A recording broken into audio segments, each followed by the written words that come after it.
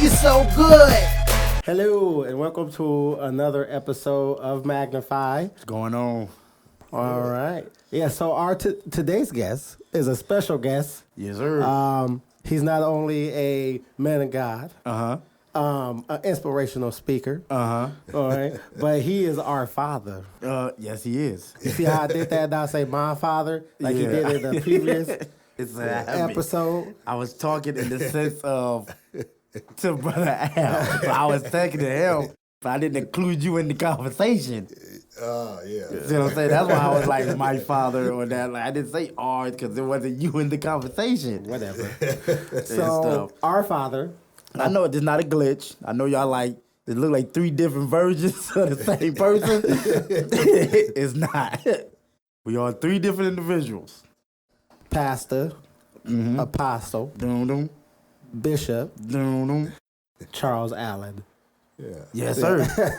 What's going on? What's happening? What's going on? Well, first, it's good to be here. Thank y'all for having me and thinking enough of your old man to inviting me to y'all's new adventures. Yes. Which I must say I am extremely proud of both of you, the way you have, one, taken UHG and not just into just not made it just about the music, but to what it really means to be under his grace and to exemplify that and magnify that message out to other people. And so this is a great way of doing that. So Yeah. Appreciate it. Yeah. Appreciate So if you could tell the audience just a brief description about who you are well, outside of our father. yeah. Well, you did that as one, I just like to think of myself as a man of that lives out his faith every day and with every decision that I make and trying to do that. Definitely make mistakes and learn from them, but one that lives under his grace, and by his grace. But yeah, so I have a lot of stuff going on, as you said, besides pastoring a church, have a couple small businesses, also CEO of Lakeside Chautauqua. Nice place. And yeah, cool place. And so if y'all out there, y'all can come visit. And really, overseeing and the visionary behind Empower One and the Empowerment Center. That so yeah, just trying to stay busy a little bit. Right. Absolutely. And with the small businesses that you have going on and the mini businesses and stuff you have going on, that's what made bringing you on so necessary. For not just for people to see it not just from an artist standpoint, but as a ministry as a whole, so that people don't get confused that what we do ain't just on stage, that ministry is on stage and off stage. Because as a pastor, y'all have a stage too. Yep. Just like all rappers and artists and every dancers, you have a stage where you present your gift that God has given you. But it's also what happens once you step off the stage, where the ministry really kicks into play. Yeah, and I think what makes the ministry, or whether I'm preaching or am I doing a motivational talk or whatever the case may be, or running a business or doing those things, what makes the stage or what people see better is when you actually live it every day, right? So if you just, get up and get on stage just to perform, then that's all people get is that performance. Yeah. But when when you live it, they not only get that performance, they also get that life, and you're pouring into them, and you're sharing your life now at a different level for everybody else to feast off of. Yeah, absolutely. And that gets us into our first question. How do you navigate your gift with a small support system, whether it's just family support, money, where you're located? Just how do you navigate your gift when you have a small support system? Yeah, well, that's a great question because I would think now, sometimes I think back and think that being raised by my great-grandparents, like they would be able to see me at this stage of my life because they was there to support the beginning stages of ministry, but have, passed on. But I think the one thing about a small support system is if you think of it as a small support system, that's what it is, right? It's your perspective on it. I love this scripture when I think it was Elijah, his servant wakes up and he goes outside. He sees them surrounded, and then he comes back in panic and he says, hey, we're surrounded. We're about to die. And so Elijah says, go back and look again. And as he went back and looked again, he prayed that God would open his eyes, that he would see there's more for us than there are against us. And sometimes we may think it's a small support system, but what is the heavens? How is the heavens supporting you? How is God supporting you? Right? Like what does God has behind you that you can't even see? Right? So I've come to grow, and I didn't always think like that, but I've come to grow to believe that even though what I see may be small, is much larger in the spirit. So and I think that's the thing we're navigating. And even if what you're doing may start out small, right? Like, don't look at the numbers. Pray for the impact, right? Like, because sometimes we'll post something and then be like, oh man, that didn't get enough likes, or that didn't get enough views, or this and that. Well, the moment you stop looking at the numbers and start thinking about the impact it made on those that did view it, right, or those that did hear it, then now you have to think that the impact is still will always outweigh the number of people who watched it. Yeah. Because the person who watched it may share it with thousands of other people, right? So I think that it's been my perspective on small, and so I was blessed, and I say blessed now because I didn't feel blessed when I first got started.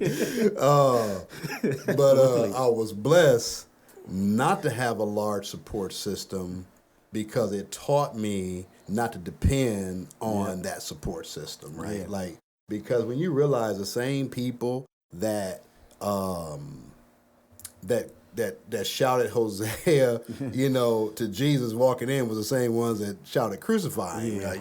So that whole process of going through, I just saw on the screen, like, trust the process. Like, that's a process that you have to go through sometimes to know that if you're faithful over a few things, then God can give you much more, right? Like, don't despise the days of small things, right? Like, don't look at it as, oh, this is small, like this is, or I don't have that much support, or if people would support me. Learn how to support yourself, right? Learn how to be your biggest, if I'm going to be my biggest critic, I should also be my biggest advocate. And I should also be my biggest fan, Now, not like big head, I can't hear nothing, but I should always be my biggest encourager. Let me say it that way, right? David, when he didn't have no encouragement, learned how to encourage himself. Yeah. Right? So that's how I navigate those seasons and those times.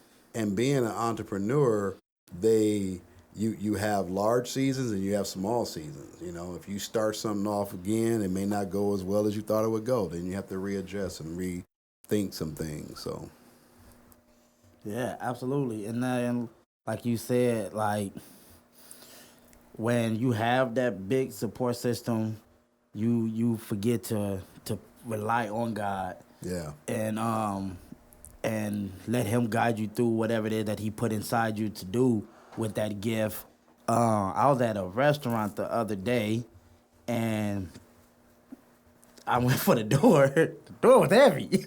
And I went to open it for my wife and stuff, and I went, and I struggled a little bit. Then I opened it because from the wind, from the inside to combine it with the outside, you know, it made it. That's what I'm gonna say it is. Right. So it's the air from the inside and then the wind from the outside. It wasn't that you was weak. No, it wasn't that. Yeah. It wasn't that. So I held it, but then it had me thinking, like, if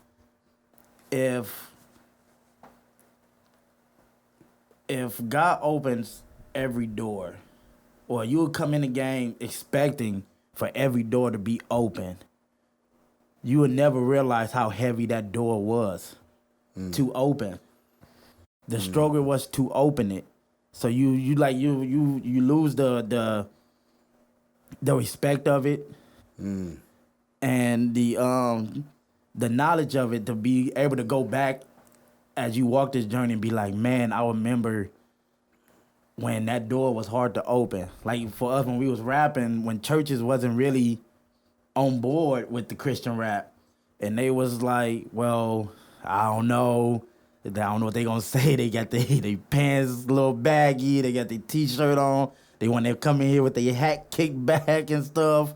Is they really gonna be, what are they talking about? Yeah. And stuff. And then it wasn't until you got in there like, okay, these kids is actually talking about something. They actually rapping something and stuff like that. So it makes you appreciate the gift even more and stuff as you make this walk and stuff. So like that small support system, sometimes it is a blessing in the middle of it. Yeah. Right. And for me, you know, everybody want life to be easy. But I have come to realize that the easier something is, the less I rely on God to get me through it. Yeah. And I feel like, you know, having a extremely large support system gives you the ability to not have to trust in God. Yeah. Because you have all the finances. You know, your dad got all this money. He can back you up. Yeah. And he's willing to back you up. So there's nothing to really fight for. Now there's no reason for you to have God help you, because you can I got this. Yeah. You know, and we get in that mindset that, oh, okay, God, you can chill out. I got this, you know. And then, you know, when I need you again, you know, I'm gonna come and get you. Right. You know? Yeah.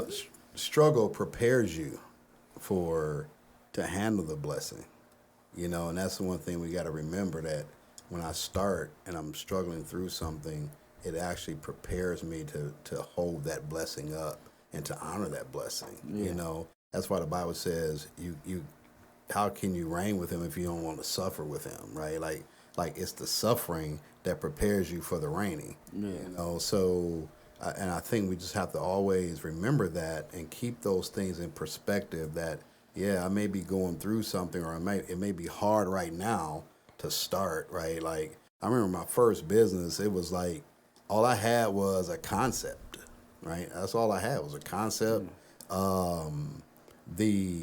The one thing I wanted to do was not have to charge a lot when I had to preach at other churches, because I love being able to help and bless other ministries, and so I didn't want to have to rely on them to have to take care of everything when I got there, and particularly smaller or newer ministries. And so the other thing I wanted to do was provide you all with an opportunity to work, because I wasn't gonna pay y'all cell phone bill. You had to work for it. So, and then also to provide and take care of my family. And so all I had was a concept, right? Like that's all I had was, I want to do this. I had worked in the field in the cleaning industry doing carpet floors, and then I had an opportunity to manage a company. And so, but when I left that company, I had a non-compete. So which means I couldn't start a business or even go to another company for 6 months to a year, right? I think it was a year. So I had a year non-compete. So so what I did was I got a job doing vending machines, right? But then but always I just kept notching out and writing out like, okay, I need this equipment, I need that equipment, I need this material, I need that, need this, need that.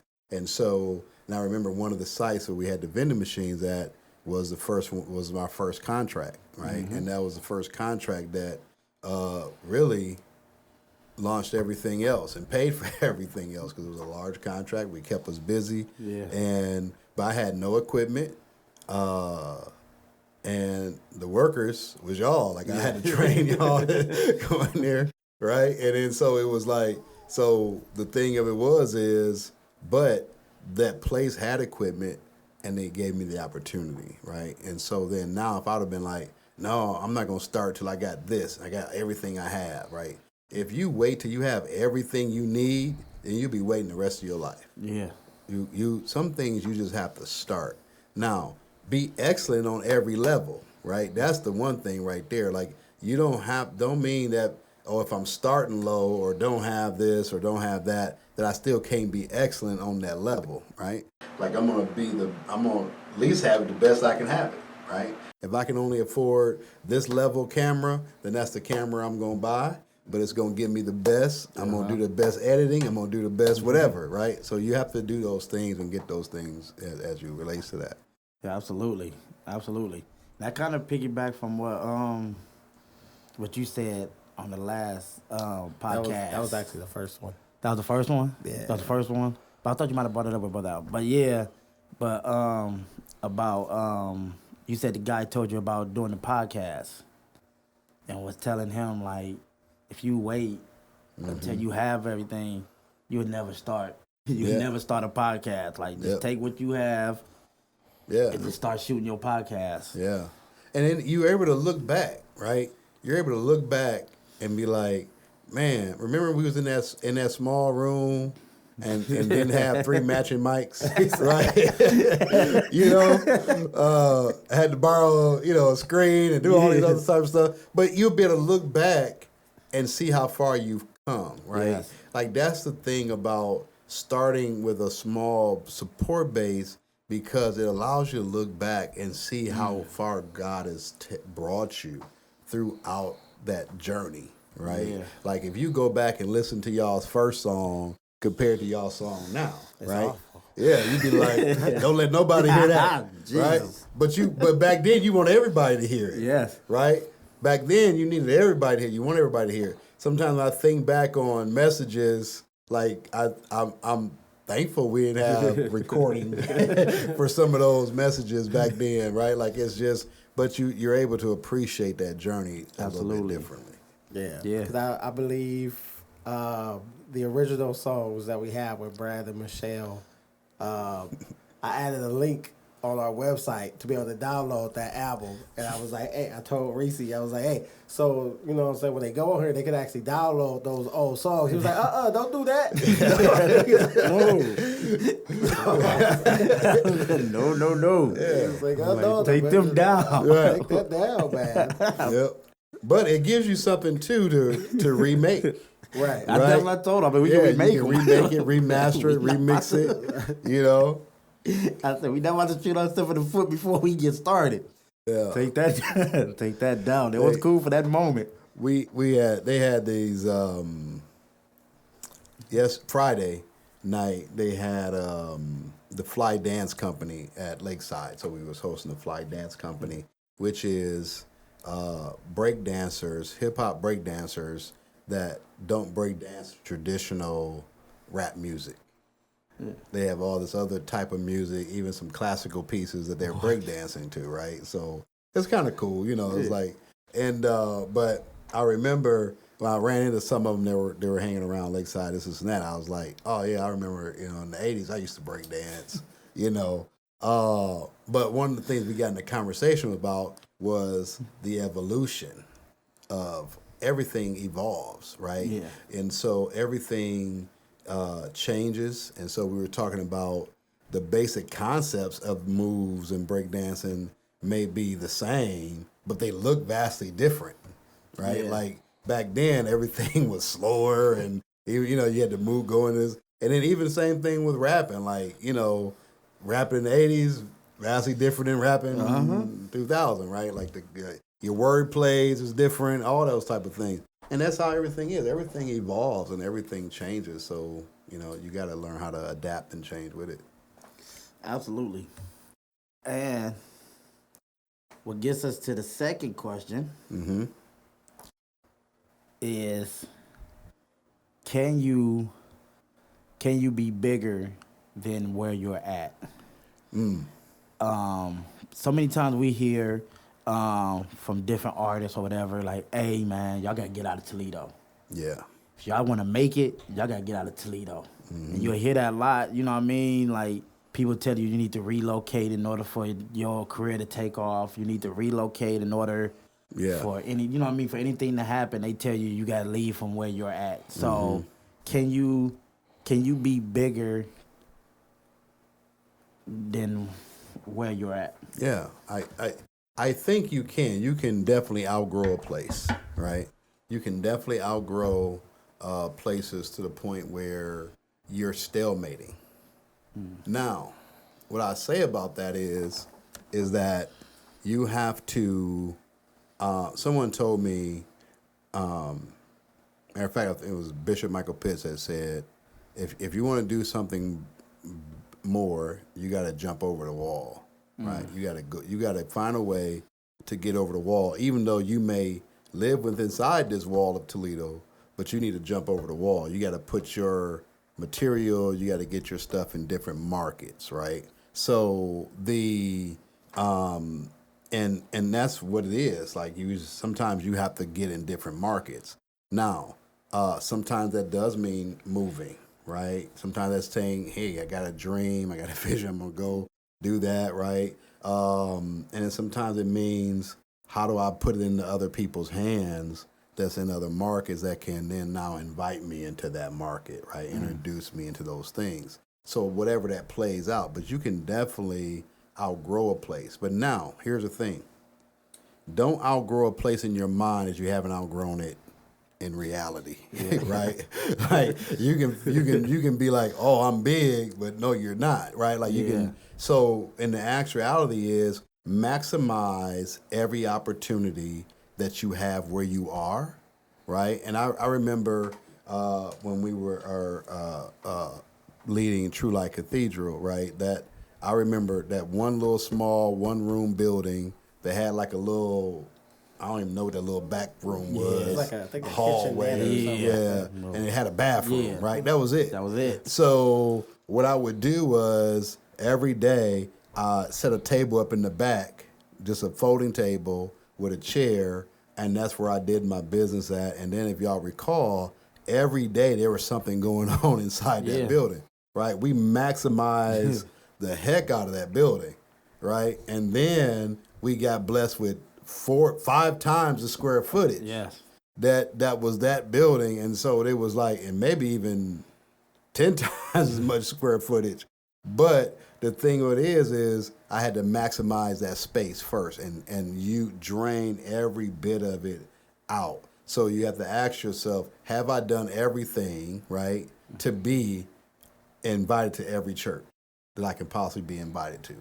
Whether that's saying, hey, I want to put a CD in their hand, I want to come and do your youth thing. Matter of fact, you ain't even invite me for your youth Sunday. I come and do any Sunday, right? Like, you know what I mean? Like, and on maximizing those things out. Then now you can say, all right, we're maximizing our potential where we are. And you can have a vision that's much larger than where you are too, right? This is why God told Abraham, like, listen, I want to bless you, but you got to leave from where you are. Your father's house, all this heritage is holding you back, right? Go somewhere else, but you got to go, right? And so sometimes you have to move, and in order for that vision really to come to pass, because you can be surrounded by small-minded people, you know. And if I'm surrounded by small-minded people, only advice I'm ever going to get is small. Only direction I'm ever going to get is small, right? So, like, if y'all recall, we would always go to much larger ministries than ours to visit, right? Why? Because if you don't see nothing bigger than you, and larger than where you are and where you want to go, then you don't have nothing to aspire to, right? So yeah, you can definitely inwardly and concept-wise be bigger than your market and where you are right now, because that's it, right? Me and a friend of mine who owns a business that's doing really good right now, we talked about, do you want to be a big fish in a small pond, or do you want to go to a bigger pond and be just another big fish? Yeah. Right?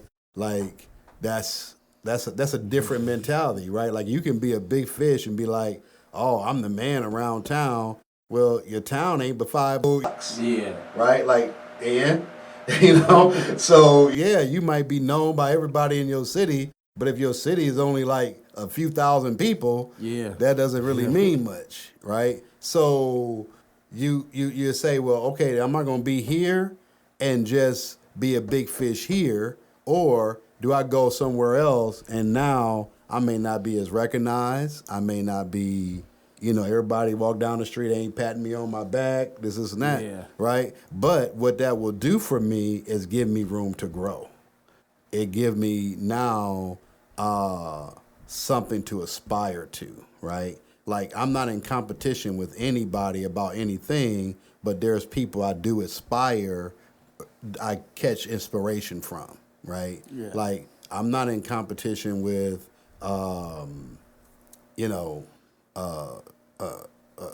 Bishop Jakes, or I'm not in competition with Omar Johnson or anybody else that's doing, big things, right? But I can learn from their mistakes. I can learn from what they're doing. I can aspire. It can increase my aspect of vision.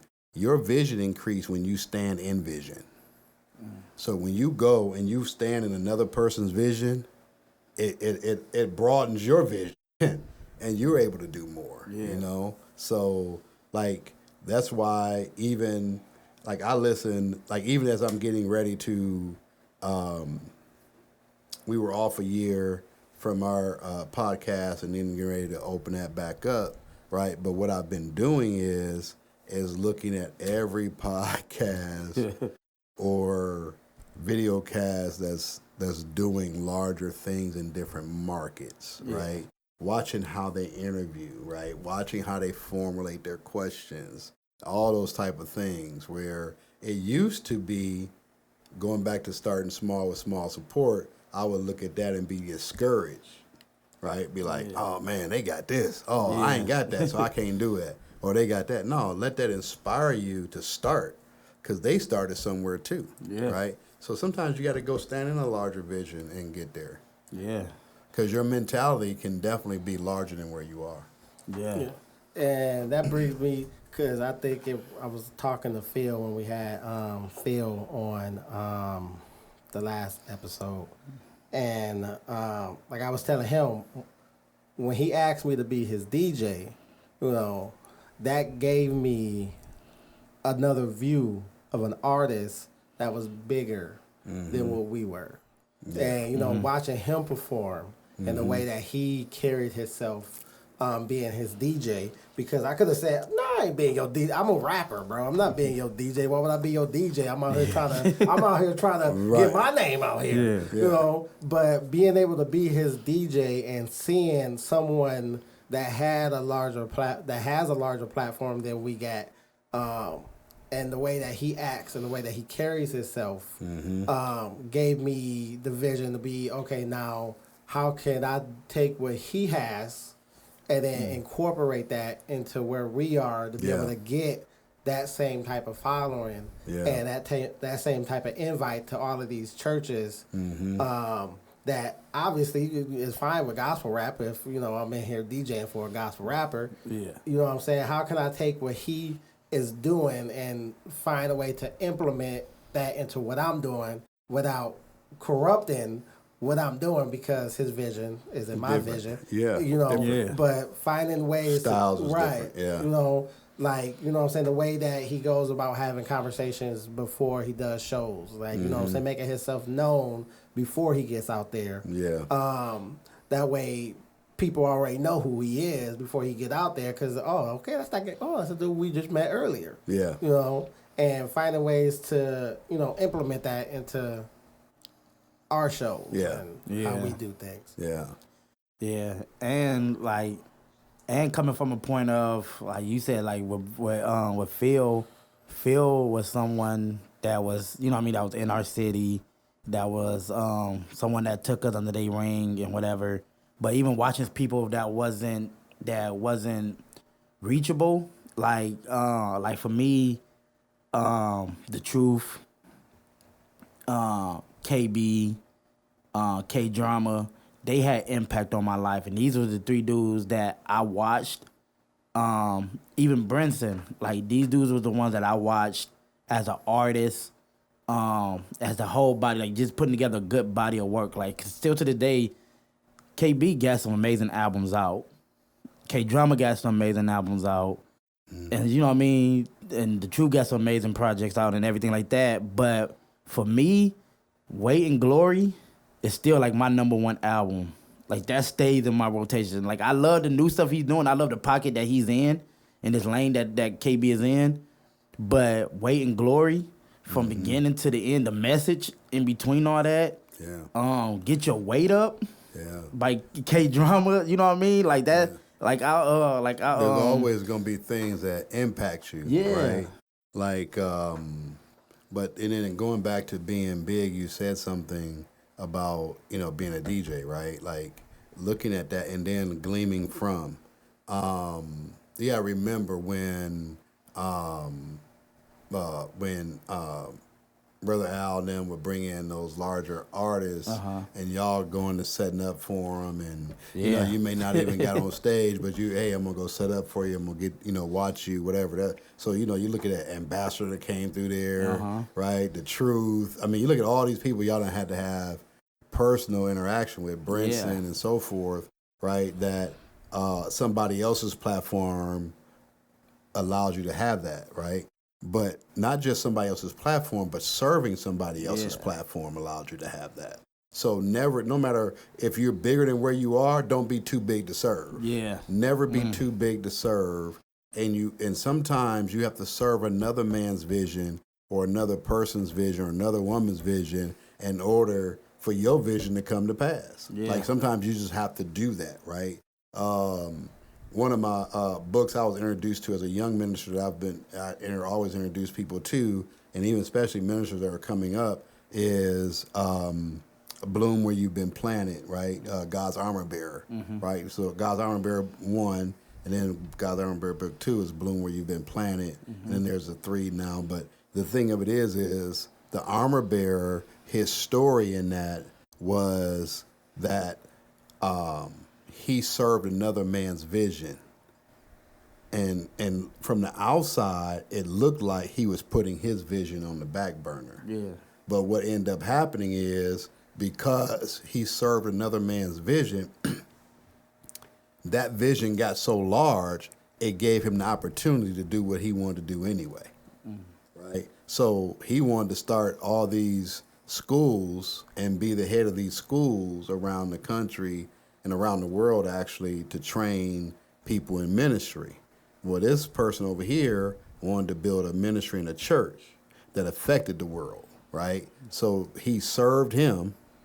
That church started affecting the world, which then led to training centers all over the now schools, right? So it's like those type of things that you got to realize, like, hey, you know what? No matter how big my vision is, I'm not going to be too big to serve. And I think that's the thing that we have to always aspire back to. No matter how big I think I am or how big something is inside of me, I'm never too big to serve. Now you got to know when it's your time to go, right? Like I love like watching people like Kev on stage. Yeah. You know, because I think secretly in my secret life, I probably wanted to be a comedian, you know. But the reason I like watching him, I got introduced to him back when he was producing shows for Def Jam, right? So here it is, he's producing shows on YouTube for Def Jam, and watching that, and then watch him do these skits called dad jokes, right? You know what I mean? Like, and then he started doing these. Different shouts in church, shouts. Right? So you go back and look at those videos to what he's doing now. Now he has his own streaming platform. He's doing an amazing thing, bringing comedians to the forefront. Yeah. Like, I didn't know he was a comedian or even aspiring to be a comedian. But the thing of it is he worked for and served and did those things, you know. So sometimes, serving means I'm going to get paid to do a job, right? And sometimes serving is I'm going to sit with you and get something. Yeah. You know? And sometimes I will look at pastors, other speakers that had much larger platforms than me, and sometimes I would just go and be like, hey, I knew they were going to go speak somewhere. Hey, I'll go with you. I'll serve you, right? Yeah. Why? Because I want to see how you navigate a room. I want to see how you network. You know what I mean? All the stuff, like the on-stage stuff is good, but I want to see how you navigate before you get on stage. Yes. Right? I want to see how you do things, how you conduct business, you know, and then when you get a large paycheck, what do you do with that? What do you do with that check, right? Like, do you invest it? Do you, you know what I mean? Like, those are the type of things I always want to see that I've been blessed to see behind the scenes in a lot of people's lives. Yeah. Sometimes I just like even when we do shows, we get those performances of all right, y'all can just be back here. You got the little monitor up, you can see what's going on in service and help yourself to the refrigerator. This is the pastor's fridge, and help yourself to it and stuff like that. But it's like I mean, we did one in Lorain, Ohio, and it was weird. And I was like, we sat back there for like maybe about 5 minutes, and I was like, I can't feel nothing back here. Mm-hmm. And Chris was like, what you talking about? I think you were like cracking open like a monster or something. He like, what you talking about? I'm like, what kind of service is this? Yeah. You know what I mean? Like, what kind of people is out there? Yeah. And stuff like that. And that goes back to like watching other people perform is the reason why we come with at least 3 different mixes. I remember the first time I told my brother, told Chris, I keep saying like that, his son too. I told Chris that, hey, I like that mix, but make this one too. Yeah. And he's like, dude, you know how long it took me to mix this? Mm-hmm. Yeah, but I need another one just in case. Yeah. I need another one just in case. It might not be a lot of young people here that's gonna like all this bass and stuff like that. And it's just like just getting the feel for the crowd and stuff like that. Like, it's like goes back to him, like with that fella and being in the background. And sometimes that servant, it helps you open your eyes. You can see better. Yeah. When you step back and just observe what's going on. And to be always in the forefront because you miss things. Yeah. And stuff like that. So when you step back, you can okay, I see how so I move over this way because I seen them go that way, but dang, that's gonna mess him up. Mm-hmm. So when I do mine, okay, I'm gonna stand over here. Yeah. And, you know what I mean? So yeah. And you know, it's funny because again, another comedian. I was listening to an interview that Kevin Hart and Chris Rock was doing, Heart to Heart, right? Yeah. But one of the things, and I've heard Dave Chappelle and other people say this too, how they go to comedy clubs and look at the up and coming comics, right? Mm-hmm.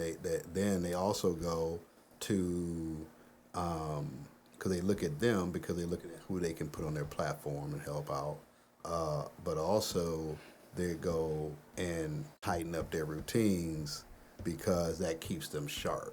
You know what I mean? And see, sometimes you can lose touch with reality because you're trying to be something up here, right? They'll never lose touch with reality. Always stay grounded, right? So when you stay grounded, it is, oh, I'm not going to sit back here in the green room and act like I'm just the important person waiting to be called up to close the show, right? Like, no, I'm going to go out here and see how they ripping this thing, how they doing it, you know what I mean? Like, I'm going to see, because I'm still learning, right? If you're alive, that means you're still growing. And if you're still growing, you got to be learning. That's the only way you're going to grow is to learn, right? And to get that wisdom and get that knowledge and get those things. And there are certain things books will never be able to teach you. You're just going to have to watch and learn, right? Like you won't be able to read it and get it. You have to watch it, learn it, and then implement it. Yeah. Yeah. And on that note, the final question is, what are some of the things that that you like faced while while navigating this walk, like looking back at, like how you said, looking back at your life now and stuff like that, like, okay, I I could have went this way, but even though I didn't go that way, it still led me, where God wanted me at the end of the day. So what were some of the struggles that you face? Two great deliverances outside of sin was deliverance from people and deliverance from myself, right? So deliverance from what people thought or said, because sometimes we adjust to what people want us to do. Well, that's not always good, right? Not to mean that it's not always bad, because I believe wisdom comes in the multitude of counsel. But who am I getting counsel from, right? If I'm not getting counsel from somebody that ain't doing nothing, then, what I will learn from you is don't do what you're doing, right? Yeah. Do something, right?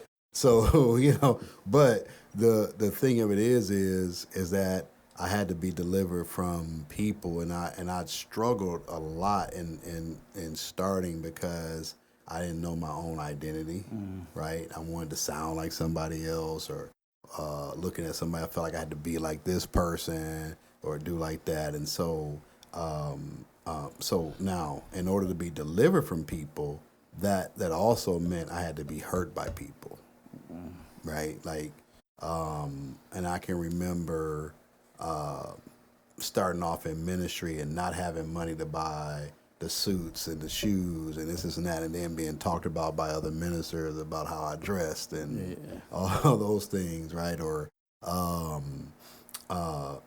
was in a circle of people that was great preachers, but they were hoopers and this and that. So because I didn't preach like that, then it was I didn't feel like I was being valuable or being heard, or people invited me to do those things. And so I had to, be delivered from those things, but it also meant I had to be hurt by those things too, in order for me to wake up and be like, why are you aspiring to be that when you need to learn out who you are, right? Yeah. And so then being delivered from myself is taking the limitations off of me, because of some of those things, I put limitations on my own life and be like, well, this is all I can do, or this is all I have, right?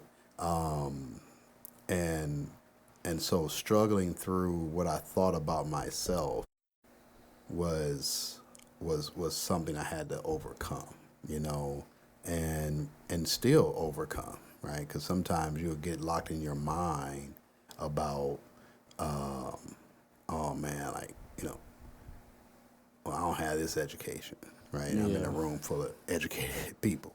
But if God has you in the room, he has you in the room to be who you are. You know what I mean? Yeah. Once a month, I meet with a group of guys, all good businessmen, lead businesses, or top executives in their field, and all of them way more wealthier than I am, been in their field for years. But I put myself in that room in spite of intimidation, in spite of those things, because one, God opened that door. So then what do I have of value that I can add to the conversation, right? I remember when I first went in there, I would sit back, be quiet, wouldn't say nothing. wouldn't do anything. And I realized the wisdom that God put in me, they need it just as much as the wisdom God put in them. I need it, right? So the aspect of going through that time of struggling financially is one thing, right? Like that's like that, okay, but that can always change, you know. In some aspects, you're sort of in control, right? Like if I got a job, I'm not making enough money, I can go get another job, or I can get a side hustle, right? Like I'm kind of in control to some degree of that aspect. But what I'm not in control of is another person's perspective or opinion of me. And I don't remember who said it, but somebody said, what somebody else thinks of you is none of your business. It's none of your business, right? Like, and you have to, like, stop worrying about what other people are saying. Yeah, it's good to, okay, what are the people saying? What do they want, right? Like, those type of things is good every now and then to read a comment or whatever the case may be, but don't get lost in that, you know? Growing up as a son of a performer and artist, I've learned that if you can't accept the criticism, don't accept the applause. Yeah. You know, so it goes both ways. But don't let the applause capture you, and don't let the criticism capture you. Yeah. Right? Learn from it, adjust, do what you got to do, but don't get those things in there. Now, also, being the son of an artist and multi-talented person, right? Like that played a lot in my mind because I never thought I had gifts. Yeah. Like I never thought I had gifts. But then I realized me speaking is an art. Yeah. Right? Like that's an art, you know, so I can't sing, I can't play, but I can talk. You know what I mean? Like I can figure out what to do. Like that's a you know, to navigate or take people on a journey, whether it's a motivational speech, whether it's a training or preaching the gospel. You're taking them literally on a mental journey that will impact their life forever, right? And so that's you have to be a craft of your art form. Like you have to watch other artists. You have to do those things. You learn. And so I think those are the things I had to struggle through the most was other people's thoughts and then my own thoughts, right? Like, and I think if anybody gets over those barriers, then the sky is the limit. Yeah. The sky's the limit because now it's just you and God, right? Because God, sometimes, here's the thing. God can open doors and put you in places you never thought you would be, right? But the thing of it is you have to participate with God. Yeah. You know, God ain't gonna just rip you and, you know, you know, you have to participate. You have to go, right? Like if I go somewhere and now I'm always moaning, complaining, this is that, well, God, you got me here. No, embrace where you are. Do the best you can and do what you have to do. Just think about Joseph for a minute, right? Joseph had these dreams. But those dreams was never going to come true in that house. Yeah. But he didn't know how to lead the house. He probably would have never left the house because he's too tied to his house. Yeah. He wanted the approval of his brothers, wanted the approval of his parents, so he was always going to be in that house trying to get approval. So his brothers had to hate him in order for him to leave. And he still didn't leave because they hated him, right? They had to hate him enough to sell him into slavery in order for him to leave. So my point to people is, if you have a dream, don't wait for somebody to hate you enough to try to sell you off in order for your dream to come to pass. Have enough guts to ask God, how will this dream come to pass? What do I need to do now in order for this dream to come to pass? Yeah. Where do I need to be in order for this dream to come to pass? And then follow God. Follow God. Yeah. Because if you keep following your own mind, you keep following other people's opinion, you're gonna always end up in just going in circles. Yeah. And so you got it. So those are my biggest struggles, and still sometimes I have to watch myself from getting caught up in that trap of what I think and what other people think. Yeah. You know, because it's funny. You can be having a great day.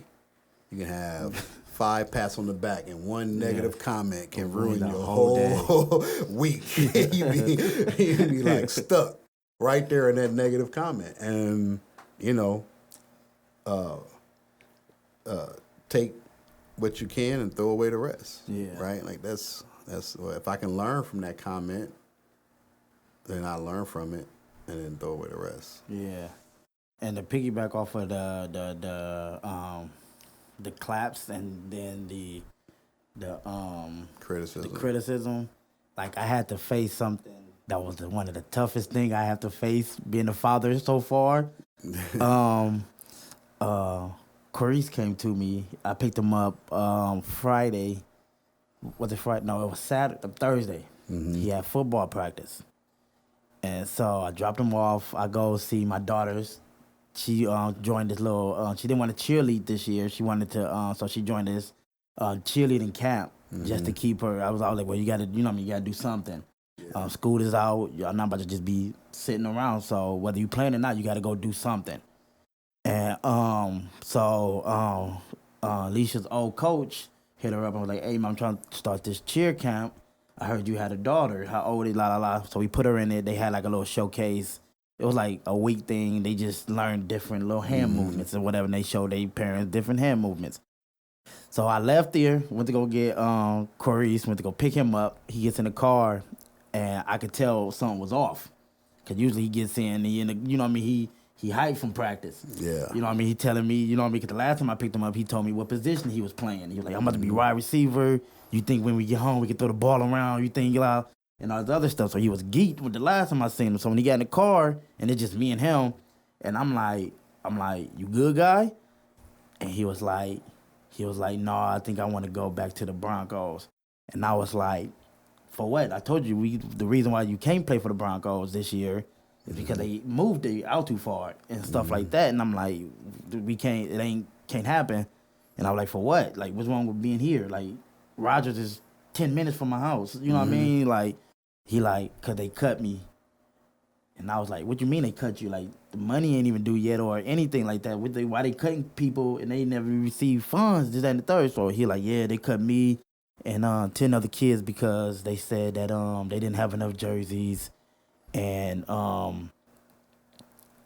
we were the last 10 to come over and stuff. So they were like, it was only right that they gave it to the kids that was here before.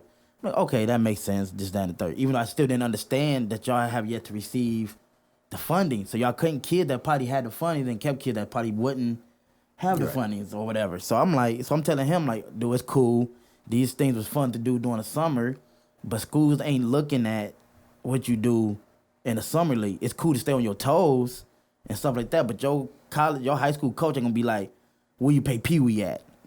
And stuff like that. So I'm like, know what you do. You go home, start looking at, if you want to be a wide receiver, start looking at stuff, get ready, because this your last year anyways. Regardless of whether you was going to play or not, this was your last year. You start high school in 2 years, in the year. Yeah. And you're going into the 8th, then you about to go into high school.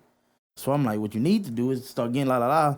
So I'm talking to my wife about it, and she like, well, I'm just going to have to sacrifice some stuff, and I'm just going to take them over there to the Broncos. And I told her, I was like, no, you're not.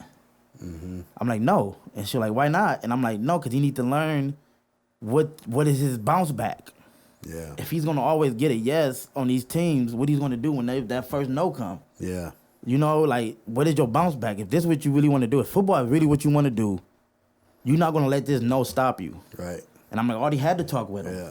Like, I already had it. You look at Michael Jordan, how many times he got cut. You look at, all these things. Magic Johnson, wasn't even wanted on the Lakers. His coach didn't even want to put him on the Lakers. You know what I mean? Like, it was just, so you look at these things, like you said, it has to be a bounce back. You have to take the good with the bad. And you got to learn from those experiences and let them grow you and not defeat you. Yeah. Yeah. And then, I feel like some people halfway listen to God. Like when God gives them a direction where to go, they like somewhat don't. Like they know what the destination is, and God's telling you how to navigate, but you're not listening to fully how to navigate. Like last Sunday, I was getting my daughter ready for church. So we're going to church. That's our destination. She knows what our destination is. We're going to church. So certain shoes she don't know how to put on. Yeah. Some shoes she can't.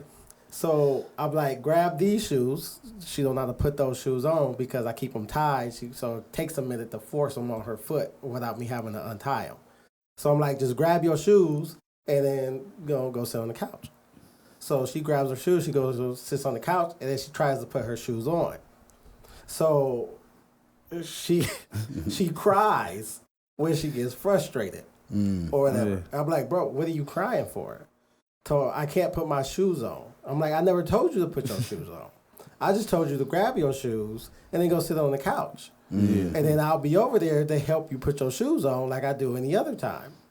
But you took it upon yourself to want to try to put your shoes on, and now you got into a situation, and now you're frustrated, and now you want to cry because you're frustrated. Yeah.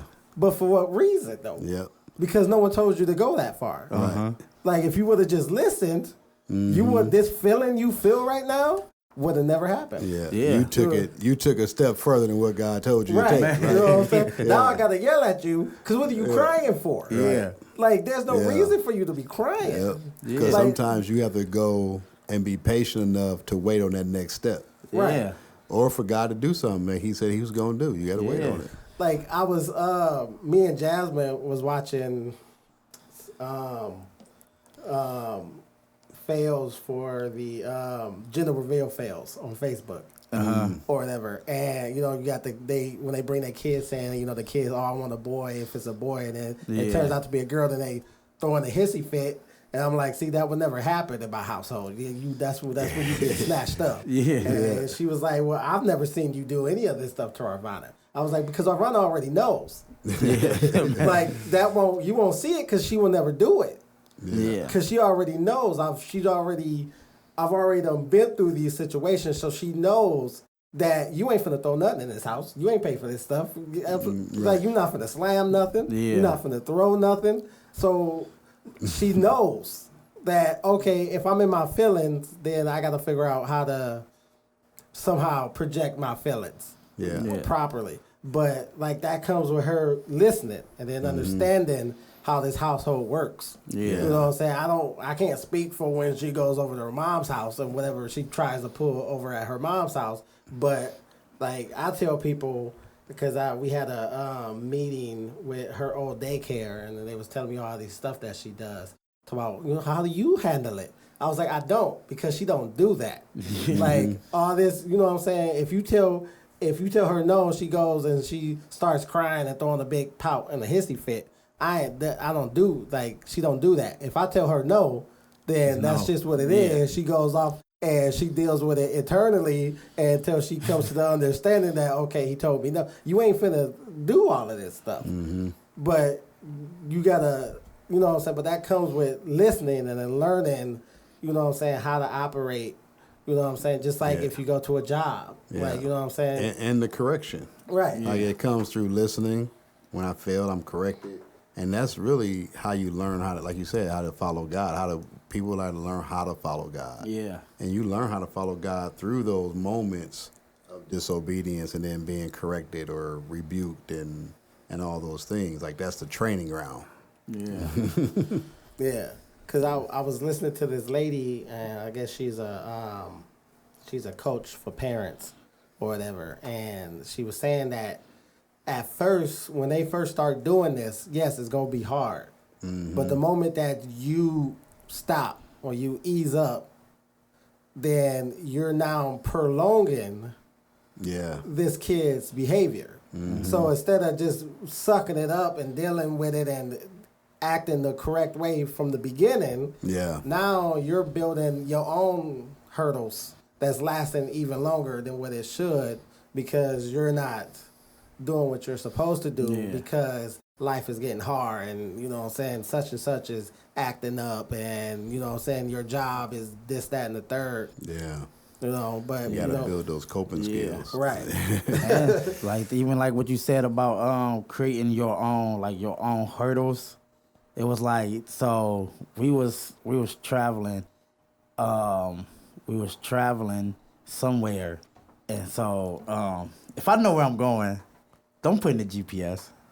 Don't do that, cause I know where I'm going. I don't want to hear, you know what I mean. And sometimes she'll do it, and then I stick and hear it over the music, and be like, dude, I know where I'm going. I made this route a couple times, but I didn't know that, you know what I mean, that the GPS also navigates construction zones and stuff like that. And police. So, and police. Yeah. So I'm driving, and I'm like, they like, keep straight. I'm like, no, I make a left right here. Like, I know this because I've tried to pick out stuff to let me remember. Like, I remember this bush. Mm-hmm. This bush means, you know, I find stuff so that I ain't got to navigate, you know what I mean, use my phone no more. You know what I'm saying? If it's a red fence, but okay, at the red fence, I make a right. Yeah. And I just put that into my mental. So I'm like, no, it's right here is where we go. And then I didn't know that street was blocked off. So by me going down that street, it made me go back around, but it took added like an extra half hour to our trip and stuff when I should have just listened to the navigation that was laid out before me. Yep. And it's like, that's so many times with our careers and stuff like that we get caught up, like how you said, sometimes we get caught up in what we see the other people's doing before us and stuff like that, and we feel like that's the same path we have to take. Yeah. And stuff like, no, that's what the Lecrae went right and made a left. Mm-hmm. And look what Hey, I just want to thank everybody for tuning in to another episode of Magnify. I appreciate y'all coming out and tuning in. If you would like to watch the full episode, you can check that out on any local podcast channel, Spotify, iTunes, all of that. They will be on there. They will also be on our website if you want a more direct link to the full episodes. I just want to thank a couple of our sponsors, which is UHG, obviously, and then the Empowerment Center of Toledo. Their website will be in the link below if you want to check them out. They are the one who is allowing us to use this space and a couple of their equipment that they have. So I appreciate them for allowing us and giving us the opportunity to use their location to do this podcast in. So like I said, their description is in the link below. Our website is in the link below if you would like to know more about what we do and other fields that we're venturing into. But thank you so much for tuning in. I really, really appreciate it. And y'all have a blessed day. Oh, this is going to be so good.